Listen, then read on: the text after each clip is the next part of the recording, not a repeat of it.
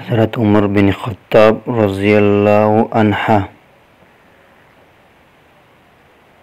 جمعے کے روز خطبہ دے رہے تھے کہ اسی دوران صحابہ میں سے ایک شخص مسجد میں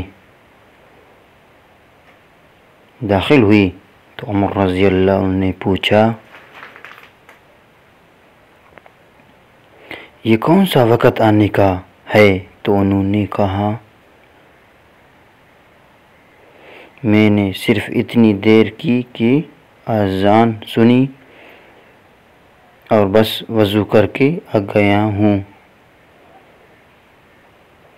اس پر عمر رضی اللہ عنہ نے کہا، تم نے صرف وضو ہی پر اکتفا کیا، حالانکہ تمہیں معلوم ہے کہ رسول اللہ صلی اللہ علیہ وسلم نے غسل کا حکم دیا ہے۔ نبی اکرم صلی اللہ علیہ وسلم جمعے کے دن خطبہ دے رہے تھے کہ اسی دوران ایک شخص آیا تو آپ نے اسے پوچھا، کیا تم نے نماز پڑھ لی؟ اس نے کہا، نہیں۔ آپ نے فرمایا، اٹھو اور 2 رکعت نماز پڑھ لو۔